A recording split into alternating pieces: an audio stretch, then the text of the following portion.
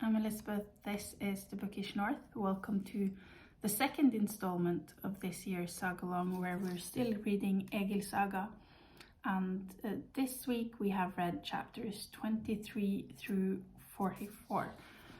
So in the last section we met Kvelulf and his two sons Torolf and Skallagrim, and at the very end of that section, Torolf, which had been a very successful man, was killed by the king Harald the Fair-Haired.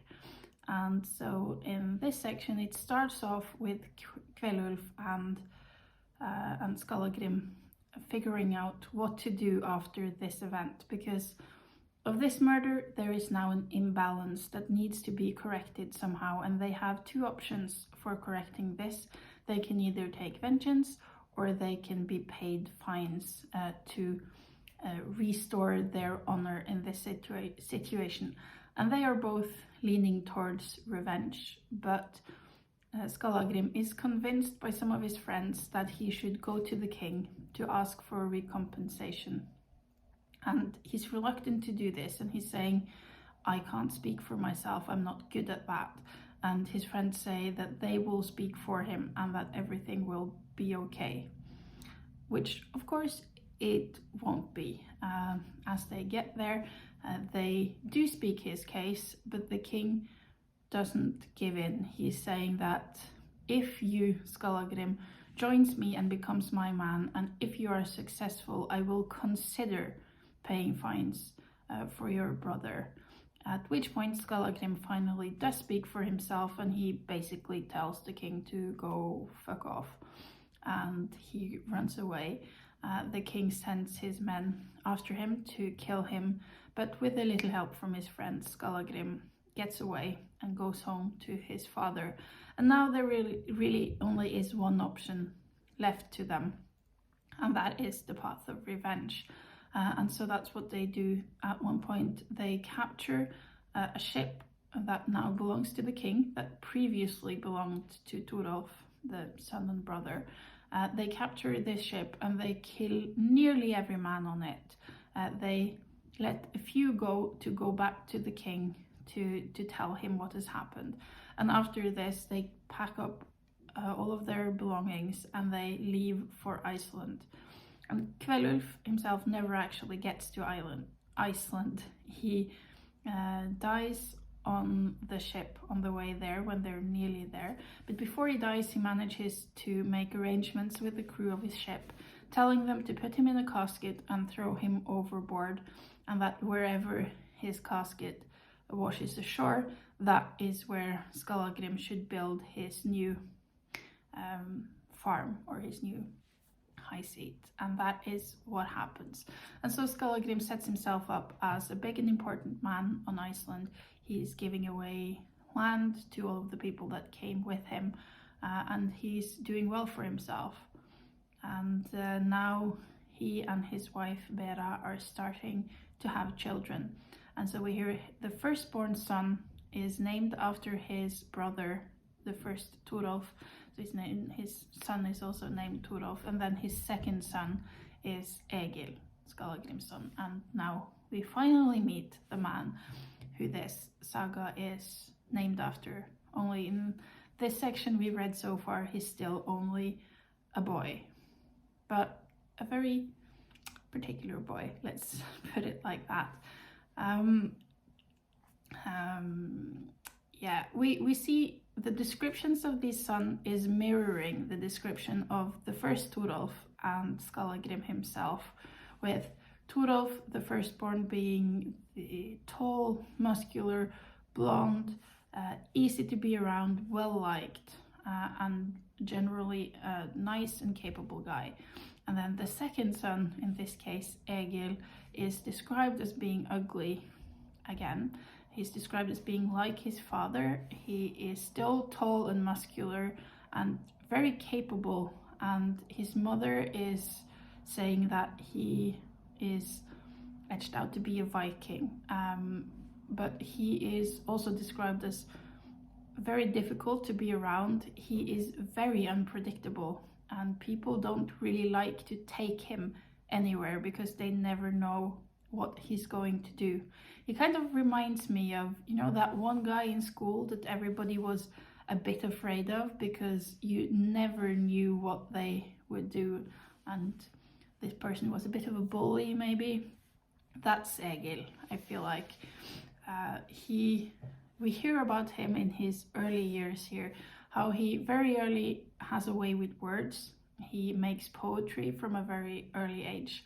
The first poetry we kind of hear him do is praising someone, but he also is very good at making poetry that offends people.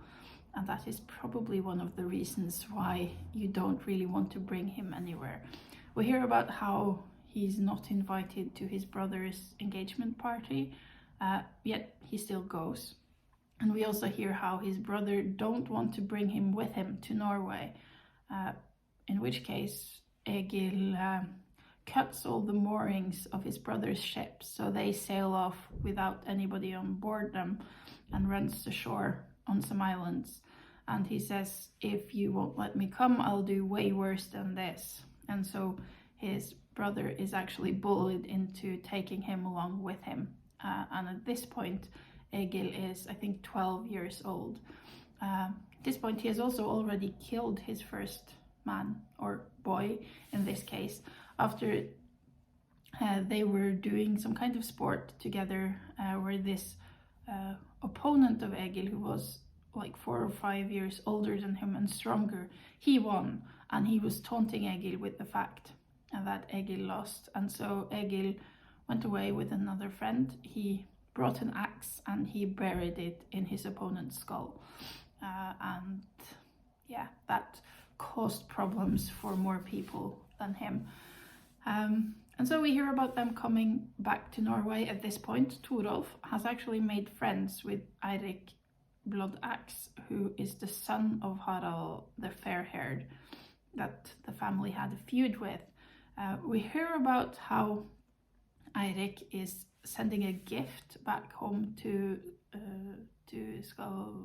Skallagrim, and how Skallagrim ends up sending the gift back to him, refusing to accept it, but Torolf tosses it in the sea, and he actually tells Eirik that his father accepted the gift and gave gifts back, which Torolf actually is finding himself.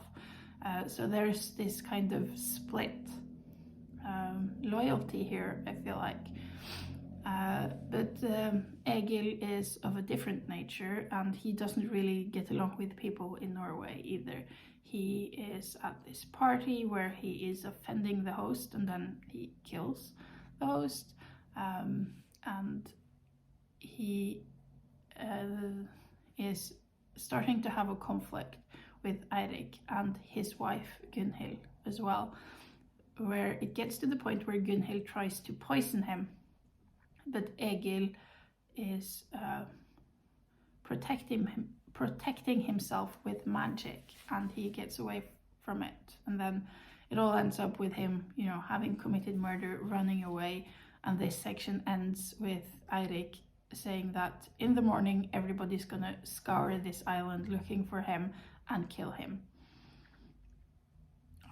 So yeah, that's where we are left off with this section. I think there's a few things I find interesting here. I mean, this part of the saga is way less focused than the first part, so we are jumping around a lot. We're introduced to a lot of new people and places, but we are finally meeting Egil, and well, we're meeting Eirik as well, I guess, but Egil was my main point. We are learning about him being a very difficult person.